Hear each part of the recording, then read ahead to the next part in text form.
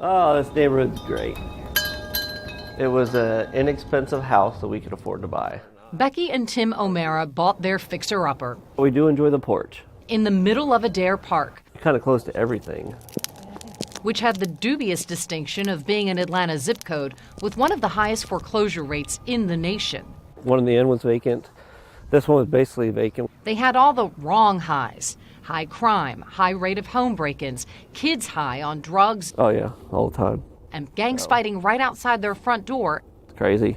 Every time I looked across the street, there was some kids were fighting. The O'Maras naively thought they had bought a house. They would come to learn that sometimes a calling comes calling. A neighborhood girl asked to borrow glue for homework.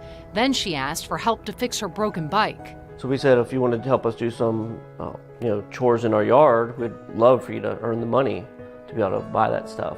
A month of cleanup and chores later, the O'Maras bought the girl a new bike. And about 15, 20 minutes later, she showed up with a couple of friends, and they said, well, we want bikes too. And we were like, we don't have bikes. So how this is going to work? But maybe it could work. With donations of used bikes from friends, a movement began. One where hard work led to a two-wheeled payoff. We could have like 10, 15 kids in the driveway fixing their bikes, tightening chains, fixing pedals, flat tires, that kind of thing. Okay, this is something. Something's happening. Something did happen. The nonprofit Bearings bike shops were born. Righty-tighty, lefty-loosey. The kids know, and they start telling other kids, and then they start coming. And my friend, Genoa, he actually brought me here on a Saturday when it was open, and there was so many people here. Kids earn their way toward bikes. Why don't you help him? By learning to repair them after school. Bikes are secondary to what these children get. Pump it.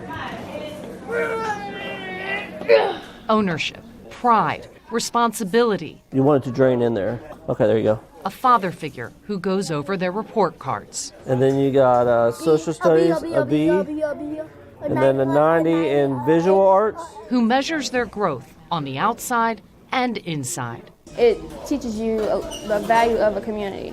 Instead of being on the streets, Travanis was here. Pull it back, push it down, and then go. She's now at Georgia State. I'm majoring in business administration, and I want to be an entrepreneur.